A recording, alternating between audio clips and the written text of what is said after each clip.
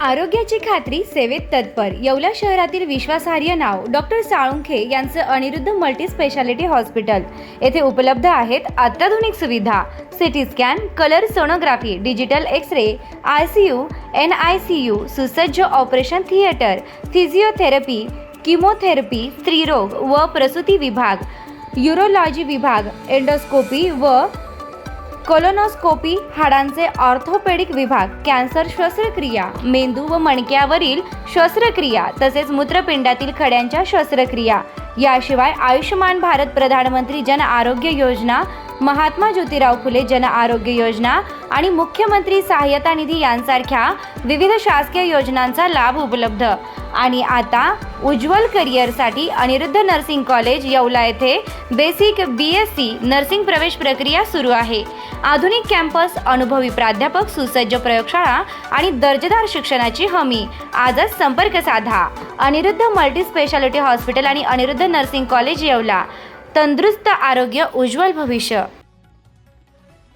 राष्ट्रीय महामार्ग 751 वरील रामेश्वर फाटा येथे गुरुवारी रात्री 10 वाजेच्या सुमारास भीषण अपघात घडला।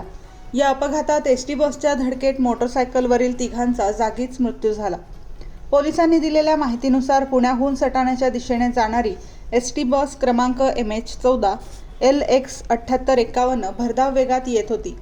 त्याचवेळी देवळाकडून भावडबारी घाटाकडे जाणारी मोटरसायकल क्रमांक MH17 AY 2341 रामेश्वर फाट्यावर दोन्ही वाहनांची समोरासमोर भीषण धडक झाली। धडक एवढी जोरात होती की मोटरसायकलचे अक्षरशः तुकडे झाले। मोटरसायकलवर स्वार असलेले तिघेही तरुण जागीच ठार झाले। घटनेची माहिती मिळताच देवळा पोलिसांसह स्थानिक नागरिक घटनास्थळी दाखल झाले। रात्रीची वेळ असल्याने बचाव कार्यात अडचणी आल्या। मृतदेह शवविच्छेदनासाठी देवळा ग्रामीण रुग्णालयात पाठवण्यात आले आहेत। अपघातामुळे काही काळासाठी महामार्गावरील वाहतूक विस्कळीत झाली होती। पोलिसांनी पंचनामा करून मृतदेह ताब्यात घेतले। हा अपघात नेमका कसा झाला याचा तपास देवळा पोलीस करत आहेत। बस चालक आणि मृतांचे नाव व पत्ता अद्याप समजू शकलेले नाहीत। अधिक तपास सुरूच आहे। रात्रीच्या वेळी भरधाव वेगाने जाणारी बस आणि रामेश्वर फाट्यावर गतिरोधक नसल्यामुळे अपघात झाल्याचा प्राथमिक अंदाज वर्तवला जात आहे। या दुर्घटनेमुळे देवळा तालुक्यात हळहळ व्यक्त केली जात आहे।